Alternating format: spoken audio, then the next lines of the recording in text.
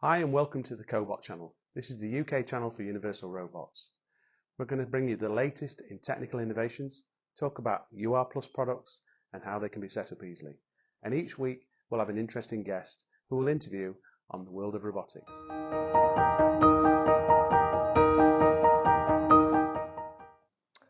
Okay, I'm David Leavesey from Universal Robots. Today I'm just going to show you one of our UR Plus products, which will show you the flexibility of our UR Plus ecosystem. So let's say we've got an application where we need to vacuum pick this box, but we're in a situation where we don't have any compressed air. So we can look to this product, which is a Smalls vacuum gripper. And what's cool about this, it's actually got its own inbuilt pump, so we don't need compressed air.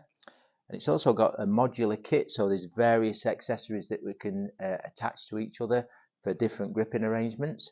So I'm just going to show you how to bolt that to the robot, load the UR cap, and then get the robot running.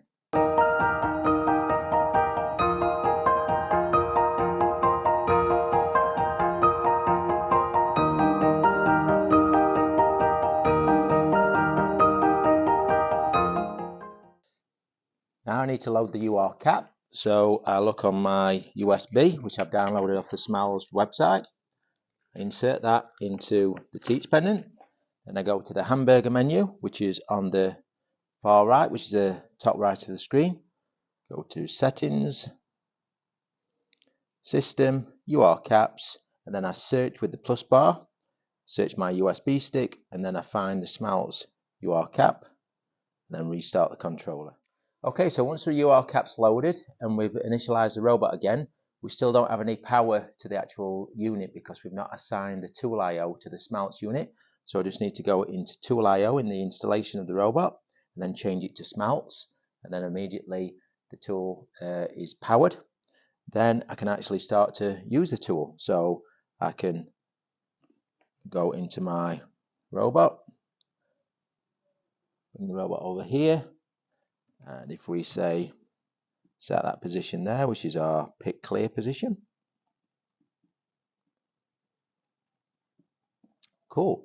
Now we're going to use the force torque sensor to find the box. So we're just going to use a direction node, and we're going to come down until force is greater than 10. And then once we've done that, we're actually going to pick the box up. So we're going to go into the UR cap section of the Smalls gripper, and we're going to tell it to apply suction. Once we've done that, we can then come up to a waypoint, which is our pick clear position. Perfect. Then we can go to another waypoint, which will be over here. And we'll just call that trans position. Cool. Then we can come back to pick clear because we're just doing a demonstration.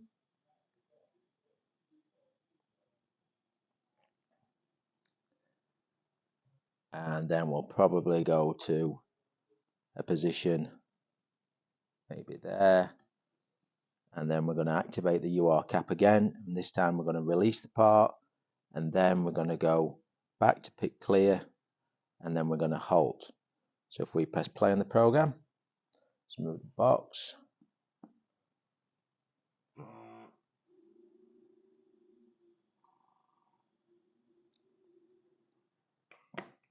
Cool.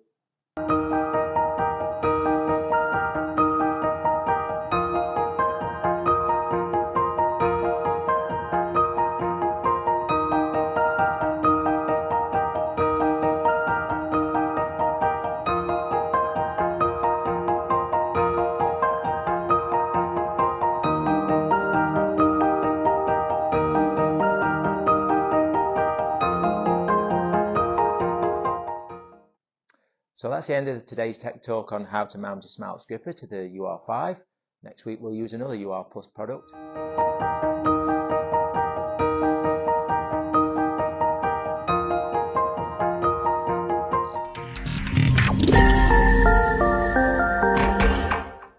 This week's application video comes from Olympus Technologies. They did a project with E&O Laboratories up in Scotland where they wanted to pack Petri dishes into work-in-progress baskets. The robot is a UR5, and with a PIAB gripper on the end, it collates the products together, squishes them into the line, picks them up and then puts them into the work in progress basket. The robots are operating unguarded because they're moving slow enough, and they have a specific gripper on the end which can turn on and off vacuums as and when required. The robots pack up the work in progress baskets and they go on to the next part of the process where these products are unwrapped and used in a biological environment.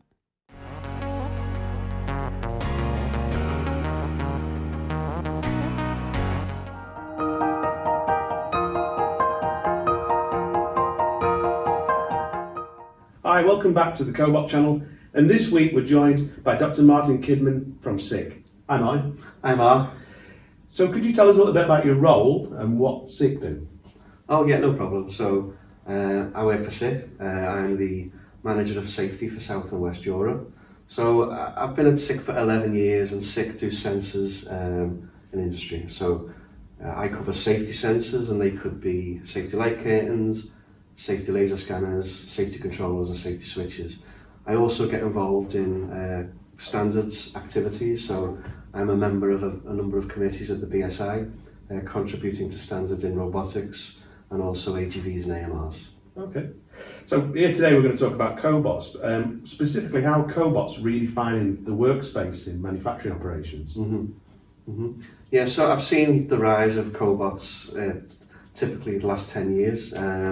Robots have been around for a long time, and then the emergence of these collaborative robot applications has lent itself to these new robots, which are designed specifically for those applications with better ergonomics, lower payloads, and internal safety functions as well. It's a big change on the factory floor to see robots working next to people, isn't it, rather than being behind a cage? Yeah, it is, but I mean, we have seen a slow evolving into this kind of area. So even with industrial robots, they were starting to take maybe the front vents off, but then having a manual reset if somebody walks in. So it was coming, but now we're really seeing these modern collaborative robot applications emerge. Yeah.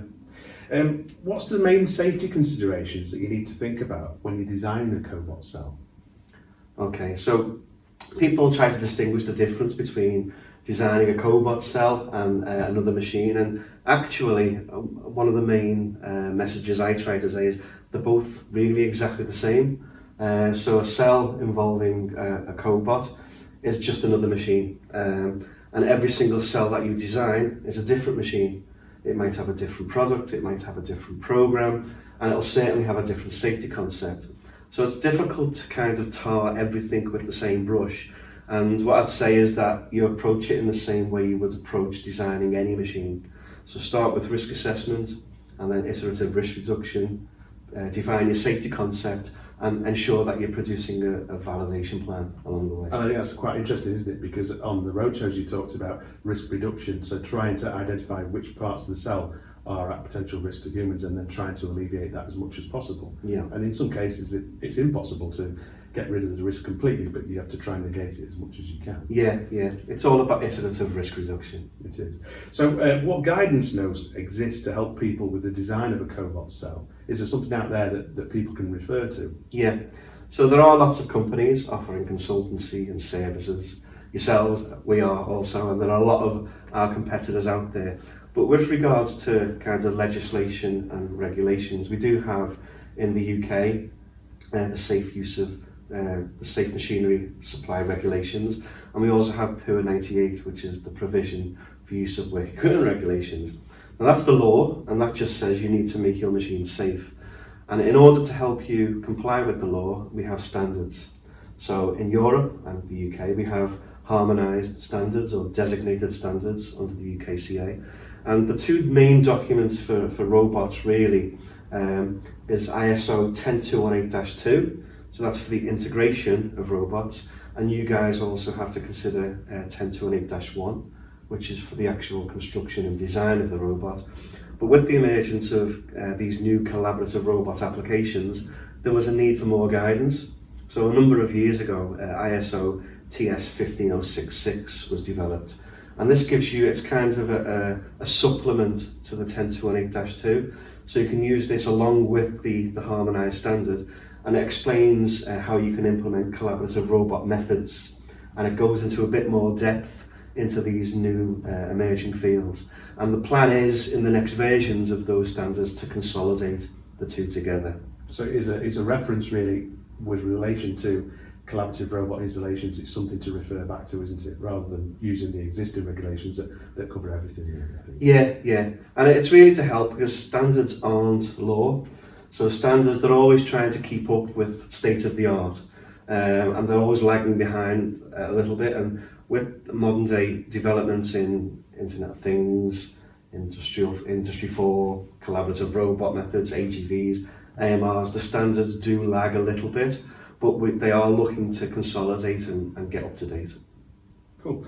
One of the things that is interesting about some of your safety products is that you can provide speed and separation. So by walking into a zone of a scanner, you can make the robot dynamically slow down, and then if you get close to it, you can make it stop.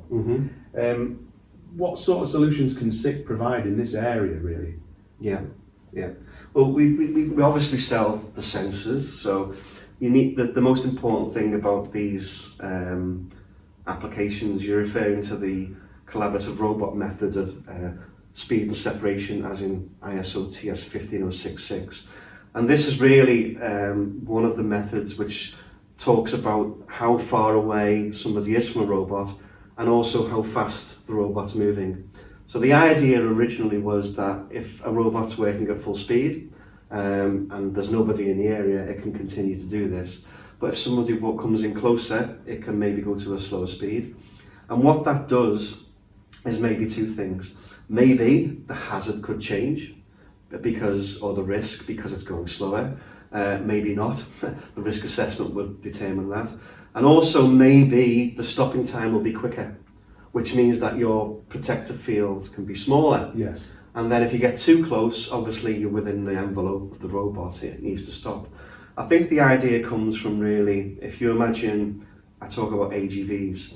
If an AGV is moving quickly, it will take a long time to stop, so you need to see quite far ahead. Yes. But if it's going slower, then it can stop quicker, so you need a smaller field. And if you imagine turning that AGV on its back, and imagine the wheels as the hazard, yes, then it's a similar thing. So yes, instead of the machine being mobile, it's the person being mobile towards the machine. Yes. So yeah, it's that kind of analogy.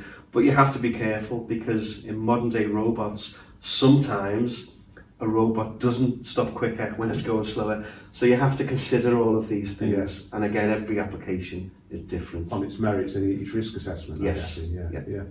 That leads us on to, we're starting to see more AGVs having 6-axis robots mounted on the back of them as a complete package to maybe bring components to production lines, like kitting or maybe tending in a lab. How would the safety system relate to that, really, with regards to, is it the AGV safety system that takes superior control, or is there other considerations that need to be taken into consideration? Again, not trying to sound like a lawyer, it depends. So normally what you'll get is people that are implementing these things, they'll buy in an AGV or AMR by some of the big producers of these vehicles, and then what they do is they'll stick a robot on top of it. So there's already normally a safety control system in the AGV, and normally it's validated, so it can be difficult to integrate into. You have to speak to the machine manufacturer, because they'll have scanners on them normally which are designed to change fields based on the speed and direction of the AGV. And if you wanted the robot to move whilst the AGV is moving, then you have to start thinking about vectors. So if the robot's moving at a certain speed and the AGV is moving, then the speed or velocity is much quicker, and that's quite complicated.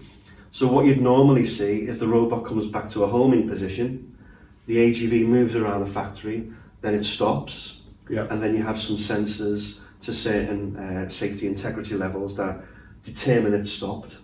They know where it is in the factory, so they need to know, are they at a particular robot cell? Are there other additional obstacles around it? And then you'd kind of have a mode selection, normally in the AGV control system. And then the scanners would be able to provide that feedback into the control system that would communicate with the robot, which can apply things like reduced speed, safety-related soft access, so it only uses certain positions. So it's very possible, and it's being used a lot, but there's some considerations that you need to think about. It's quite a lot of built-in intelligence that's required for that, isn't it? Because ultimately, like you say, the AGV is going to need to know where it is positionally before it can have an effect on the safety systems for the robot as well. Yeah, and I'd say anybody that are thinking of doing that, it's really useful at the outset, before you start purchasing any hardware, is discuss with the suppliers of these components. I'm looking to integrate this into a larger application. Can you support this, and am I able to work with you to develop this as well? Yeah, so it offers like a complete solution. Yeah, exactly. So do you think there'll be more opportunity in the future for co-working where robots and humans are sharing tasks together? Yeah, I do. The one thing I always mention, you may have already heard me say this, I try to shy away from the word cobot. I know that they exist, but I'd rather use the word collaborative robot application. And an analogy I'd probably use is that you don't normally hear people, we need to get more batteries onto the road. They talk about we need more electric vehicles on the road. Yes, yeah. So it's the battery in the vehicle. And in the 80s, we're not trying to get more magnetrons into cooking. Yes. We want more microwaves. So we sell components, you sell components, and we're all towards this collaborative robot application. Yeah. I think it's more important to talk about that, because if you speak to the non-trained person operator and you say, we're going to stick a cobot next to you, then maybe he's thinking, okay, this is collaborative out of the box, it's making its own decisions, it's a bit scary, when actually a lot of thought goes into that collaborative robot application. Yes. With risk assessment and safety concept. And that's a really important point, actually, isn't it? Because you can't just take a robot out of a box, and by its nature it's collaborative, but it's the actual task that you're actually risk assessing to make sure that if somebody's going to work alongside it, that everybody's safe. Yeah. Ultimately, that's what you want to prove, isn't it? Yeah, and I think it's education, educating the people working around it, and also educating the people that are looking to implement it too. Yeah. One thing that we touched on before was TS15066, and is there any future changes to the standards that are going to happen in the short term, or anything extra that might be added into that TS156? Because we've talked about it for a while, that it's going to be harmonised, but is there a timescale for when that's going to be harmonised, and do you know of anything else that's going to be added into that? Yeah, so 1506, the plan, I guess, is to integrate 1506.6 into ISO 10218-2. Yeah. So 15066 will no longer exist. Yeah. It'll all be in the one standard. So it'll be a much bigger standard for a start. Yeah. But there's also additional requirements that is intended to go in this.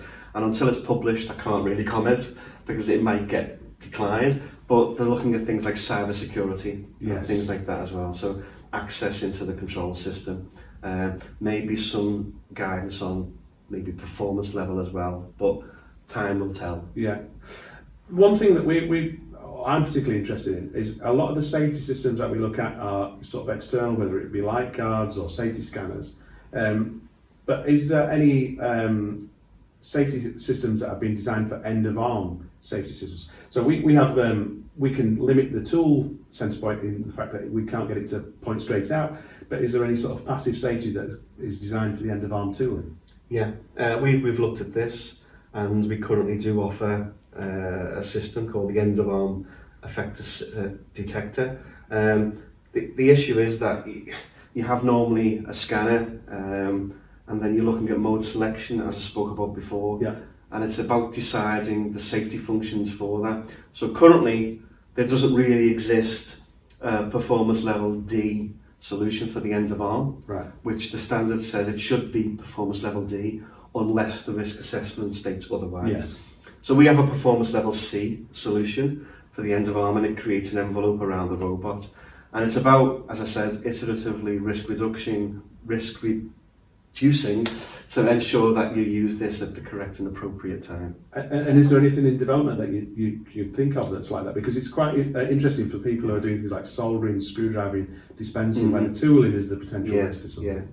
Yeah, it's interesting. And what you'd require for that, at the moment, you have scanners. They're big things, so it'd be impractical to mount 3 or 4 scanners on a head, because Yes. it's quite large, and expensive as well. So there are developments in industry that thinking of maybe a diffuse reflective sensor, maybe to look at detecting around a robot, but there's nothing that exists in the moment on the market. Right.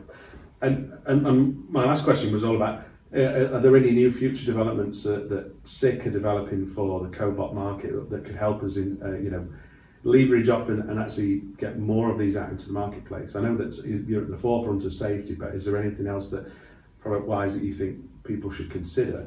Yeah, well, we offer the S-Bot systems. So for UR, we have the easy software on the pendant, so it's the UR cap. So you can set it right from the robot's teach pendant. Exactly. Yeah. So rather than having to get your laptop, a cable, plug into our scanners, into the control system, change everything, revalidate it, use complex software, we're making it easier to redeploy and move these applications around the factory, so it's all on the pendant. And that's really interesting, because if you're using that for, let's say, your machine tending in an application, you wanted to move it from a completely different machine, you could set the zones up quite quickly on the teach pendant of the robot. Yes, you could. So, and it's kind of a basic version of the fully functioning software, which you don't really need in those kinds of applications.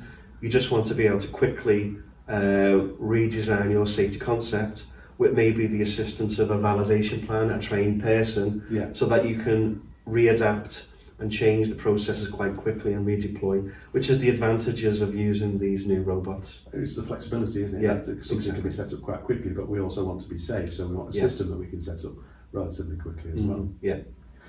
Thanks, Martin. That's all from the Cobot channel this week. Join us next week, we'll have another guest. Thanks for watching.